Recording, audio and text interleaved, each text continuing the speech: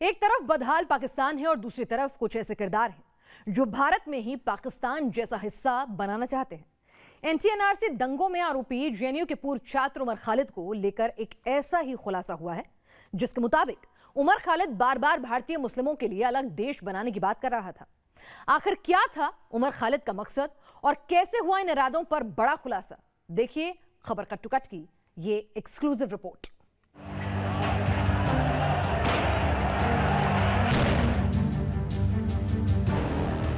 दिल्ली से लेकर यूपी तक शाहीन बाग से शुरू हुआ एनआरसी विरोध का सिलसिला खूनी दंगों में तब्दील हुआ था और इन्हीं दंगों की साजिश से निकला था एक नाम। ये नाम था उमर खालिद का।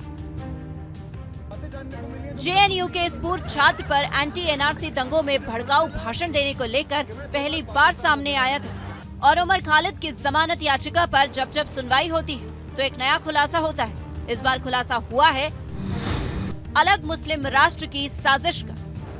अदालत में उमर खालिद की जमानत याचिका का विरोध करते हुए कई दलीलें पेश की गई और इन्हीं में से कुछ उमर खालिद के इरादों पर शक की सुई घुमाती है। दावा किया गया है कि गवाहों ने उमर खालिद के कुछ आपत्तिजनक भाषण सुने।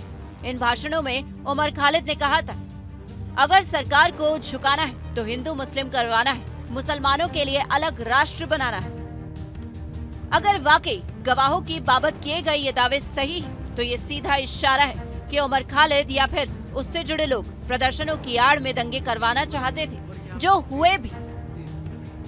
ये ना सिर्फ एक्सटर्नल एक्सीजेंसी की बात है बल्कि इंटरनल डिस्टरबेंस भी इन्होंने किया और जो यूएपीए की धाराएं हैं वो इन्हीं ऑफेंसेस में लगती हैं। तो मैं समझता हूं कि प्रोसिक्यूशन की थ्योरी और प्रोसिक्यूशन की बातें और जो अभी रिवील किया है चैट्स वगैरह का, वो देखते बड़ा गंभीर अपराध है उमर खालिद वगैरह के ऊपर। वो कॉन्स्पिरेटर हैं और इतनी जल्दी ऐसी परिस्थितियों में जो परिस्थितिजन्य साक्ष्य हैं उन साक्ष्यों को देखते हुए बेल होना बड़ा मुश्किल है।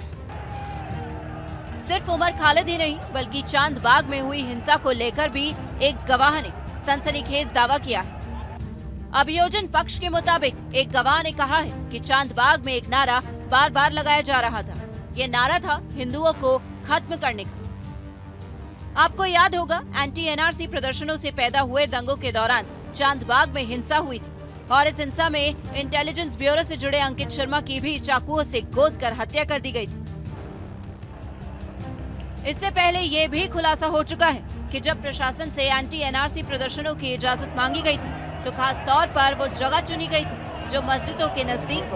और अब अलग से मुस्लिम राष्ट्र की मांग जैसे भाषण एक बार फिर उमर खालिद और उसके इरादों पर सवाल खड़े करते हैं। दिल्ली से अरविंद सिंह के साथ टीम न्यूज़ नेशन।